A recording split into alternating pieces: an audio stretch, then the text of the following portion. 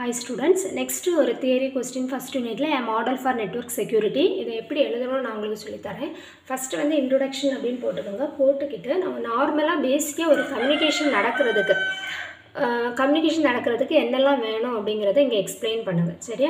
So ஒரு centre வேணும், ஒரு ரிசீவர் வேணும், ஒரு கம்யூனிகேஷன் சேனல் இருக்கணும், செக்யூரா இருக்கணும். அதுவும் அதே மாதிரி ஒரு கம்யூனிகேஷன் ஒரு சென்டர் அண்ட் ரிசீவருக்கு இடையில நடக்கணும் அப்படினா புரோட்டோகால் வந்து இருக்கணும். சரியா? அந்த ரூல்ஸை ஃபாலோ பண்ணி நம்ம கம்யூனிகேஷன் பண்ணணும். இது எல்லாமே வந்து பேசிக்கா ஒரு சென்டருக்கும் ரிசீவருக்கும் கம்யூனிகேஷன் நடக்கிறதுக்கு இதெல்லாம் வேணும். சரி, இதை தான் ஃபர்ஸ்ட் வந்து சொல்லியிருப்பாங்க. ஒரு 2 person, ஒரு சென்டர், ஒரு ரிசீவர், அதுக்கான ஒரு மீடியம் வேணும். அப்புறமா அதுக்கு ஒரு நெட்வொர்க், ஒரு ரூட், ஒரு லாஜிக்கல் ரூட் இருக்கணும். அது ஒரு புரோட்டோகால் இம்ப்ளிமெண்டேஷன் பண்ணியிருக்கணும். அது வந்து இதெல்லாம் இருந்தால் தான் ஒரு செக்யூராக ஒரு சேனலில் வந்து கம்யூனிகேஷன் நடக்கும் அப்படிங்கிறத எக்ஸ்பிளைன் பண்ணிட்டேன். ஸோ இந்த மாதிரி ஒரு நெட்வொர்க் செக்யூரிட்டி வந்து இருக்கணும் அப்படின்னா ஒரு நெட்வொர்க்கில் செக்யூரிட்டி என்ஹான்ஸ் பண்ணுறதுக்கு 3 பேசிக் கான்செப்டை வந்து நாங்கள் வந்து எக்ஸ்பிளைன் பண்ணுறோம் அப்படின்னு சொல்லிட்டு அந்த 3 விஷயம் என்னென்னு பார்த்தோம் அப்படின்னா நம்ம transformation, secret information, trusted third party, இது 3 டேர்ம் நம்ம வச்சுக்கோங்க. ஒன்று டிரான்ஸ்ஃபர்மேஷன், இன்னொன்று சீக்ரெட் இன்ஃபர்மேஷன், இன்னொன்று trusted third party.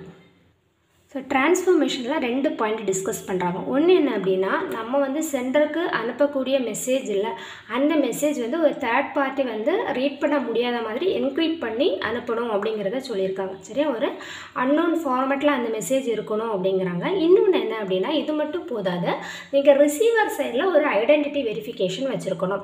That means receiver சைடில் இந்த சென்டர்கிட்ட இருந்து தான் எனக்கு மெசேஜ் ரிசீவ் ஆகிருக்கா அப்படிங்கிறத வெரிஃபை பண்ணுறதுக்கான ஒரு வெரிஃபிகேஷன் ப்ராசஸும் இருக்கணும் அப்படிங்கிறத சொல்கிறாங்க. இதான் டிரான்ஸ்ஃபர்மேஷன். ஸோ டிரான்ஸ்ஃபர்மேஷனில் என்னென்ன சொல்கிறாங்க, மெசேஜ் என்கிரிப்ட் பண்ணியிருக்கணும், அதுவும் போதாது எனக்கு ரிசீவர் சைடில் ஒரு வெரிஃபிகேஷன் ப்ராசஸ் நடக்கணும் அப்படிங்கிறத சொல்கிறாங்க. அப்புறமா சீக்ரெட் இன்ஃபர்மேஷன் பற்றி சொல்லும்போது என்ன சொல்கிறாங்க அப்படின்னா அந்த கீ இருக்குல்ல, என்கிரிப்ட் டிக்ரிப்ட் பண்ணுறதுக்கு நமக்கு கீ வேணும். கரெக்டாக? அந்த கீயை தான் இங்கே சீக்ரெட் இன்ஃபர்மேஷன் சொல்கிறாங்க. அப்போ இந்த கீ வந்து ரொம்ப செக்யூராக என்ன ஆகணும், சென்டருக்கும் ரிசீவருக்கும் வந்து ட்ரான்ஸ்ஃபர் ஆகணும். ஒருவேளை அப்படி இருந்தால் தான் நம்ம வந்து என்கிரிப்ஷன் டிக்ரிப்ஷன் அந்த கீயை வச்சு நம்ம பண்ண முடியும். ஒருவேளை அன்னோன் பர்சன் வந்து டிடெக்ட் பண்ணிட்டாங்க அப்படின்னா அவங்களும் என்ன பண்ண முடியும், he can also read the message. சரி, அவங்களும் அந்த மெசேஜை ரீட் பண்ண முடியும் அந்த கீயை யூஸ் பண்ணி. அதனால் அந்த சீக்ரெட் இன்ஃபர்மேஷன் வந்து ரொம்ப செக்யூராக வந்து இருக்கணும் அப்படிங்கிறத சொல்கிறாங்க.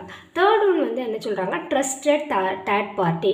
ஸோ அப்போ அந்த சீக்ரெட் இன்ஃபர்மேஷனை ஷேர் பண்ணுறதுக்கு ஒரு ட்ரஸ்டட் தேர்ட் பார்ட்டி நமக்கு வேணும். அவங்க தான் சென்டருக்கும் ரிசீவருக்கும் கீயை வந்து டிஸ்ட்ரிபியூட் பண்ணுவாங்க. ஸோ அப்போ அந்த ட்ரஸ்டட் தேர்ட் பார்ட்டி வந்து ரொம்ப இம்பார்ட்டன்ட் அப்படிங்கிற விஷயத்தை இங்கே சொல்கிறாங்க. இதுக்கு ஒரு டயக்ராம் இருக்குது, இந்த டயக்ராம் இம்பார்ட்டன்ட். இதை வச்சு தான் நம்ம இப்போ சொல்லியிருக்கோம். ஸோ நெட்வொர்க் செக்யூரிட்டி மாடல் தான் டயக்ராம். மெசேஜ் இருக்குது.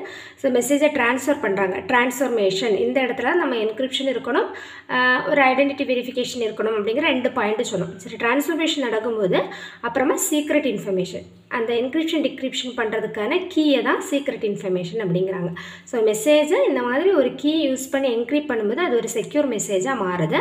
அது ஒரு இன்ஃபர்மேஷன் சேனலில் பாஸ் ஆகுது, அங்கேருந்து அதுக்கு ரிசீவருக்கு ட்ராவல் ஆகுது. ரிசீவர்லேயும் இதே ப்ராசஸ் தான் டிக்ரிப்ஷன் பண்ணுறோம், சென்டர் சைட், ரிசீவர் சைடு. இந்த இன்ஃபர்மேஷன் சேனலில் யாரெல்லாம் இருப்பாங்க அப்படின்னா ஒரு ட்ரஸ்டட் தேர்ட் பார்ட்டி. அவங்க யார், சென்டருக்கும் ரிசீவருக்கும் இடையில் அந்த சீக்ரெட் இன்ஃபர்மேஷன், தட் மீன்ஸ் அந்த கீ என்கிரிப்ட் டிக்ரிப்ட் பண்ணுறதுக்கான கீயை இவங்க தான் சென்டருக்கும் ரிசீவருக்கும் ஷேர் பண்ணுறாங்க.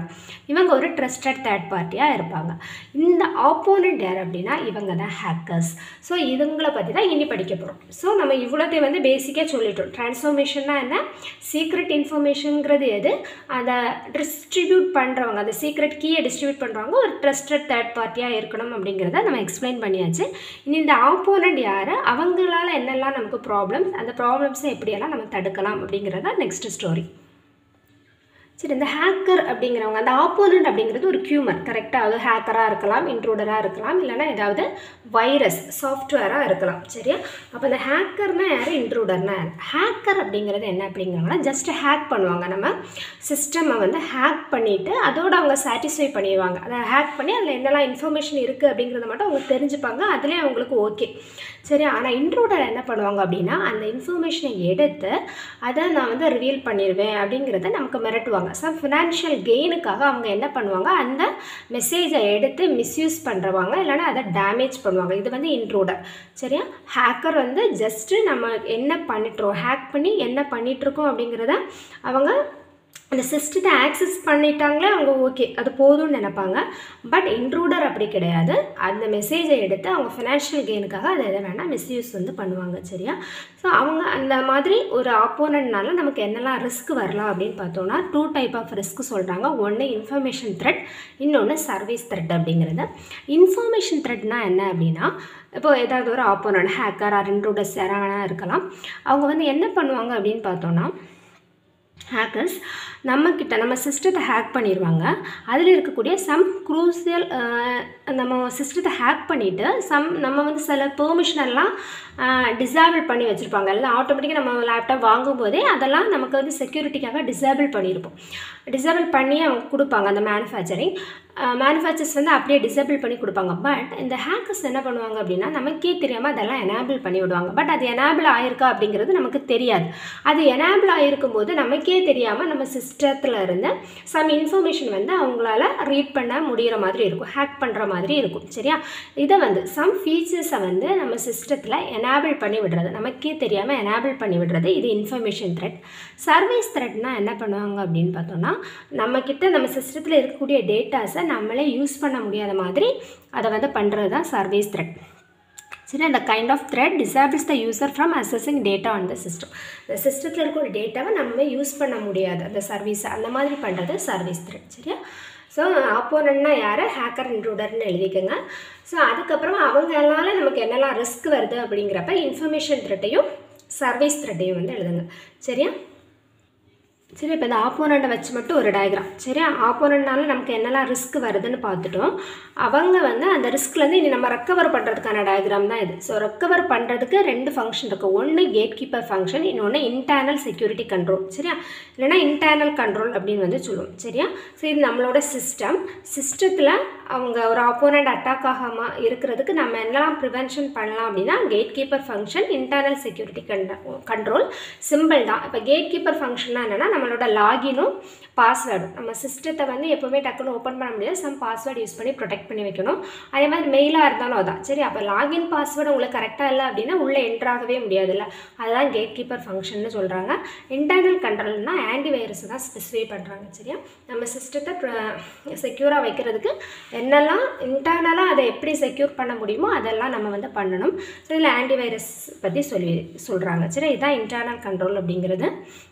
இப்போ உங்களுக்கு அந்த மாடல் ஃபார் நெட்வொர்க் செக்யூரிட்டிக்கு வந்து ஒரு ஓவரால் ஐடியா கிடச்சிருக்கும். ஃபஸ்ட் இன்ட்ரொடக்ஷனில் ஒரு கம்யூனிகேஷனுக்கு பேசிக்காக ஒரு சென்டர், ரிசீவர், ஒரு மீடியம் வேணும், அப்புறமா ஒரு நெட்வொர்க், ஒரு ப்ரோட்டோகால்ஸ், இதை பற்றி சொல்லியிருப்பாங்க. அதை சொல்லிவிட்டு அப்புறமா என்ன சொல்லியிருப்பாங்க, ஒரு 3 பேசிக் விஷயம் பற்றி சொல்லியிருப்பாங்க. Transformation, secret information, trusted third party. அப்புறம் அந்த டயக்ராம் வரைஞ்சிட்டு நீங்கள் இதெல்லாம் எக்ஸ்பிளைன் பண்ணுங்கள், அப்போ உங்களுக்கு கிளியராக தெரிஞ்சிடும். சரியா? ஸோ ட்ரான்ஸ்ஃபர்மேஷனில் 2 பாயிண்ட்டை டிஸ்கஸ் பண்ணியிருப்பாங்க. ஒன்று மெசேஜ் என்கிரிப்டடாக இருக்கும், இன்னொன்று வந்து என்ன அப்படின்னா ரிசீவர் சைடில் ஐடென்டிட்டி வெரிஃபிகேஷன் பண்ணியிருக்கணும் அப்படின்னு சொல்லியிருப்பாங்க. அப்புறம் சீக்ரெட் இன்ஃபர்மேஷன், இந்த கீ அப்படிங்கிறது ரொம்ப செக்யூராக இருக்கணும். ஸோ ட்ரஸ்டட் தேர்ட் பார்ட்டி, அந்த கீயை சென்டருக்கும் ரிசீவருக்கும் வந்து சென்ட் பண்ணுறாங்க, டிஸ்ட்ரிபியூட் பண்ணுறாங்கல்ல, அவங்க ஒரு ட்ரஸ்டட் தேர்ட் பார்ட்டியாக இருக்கணும்.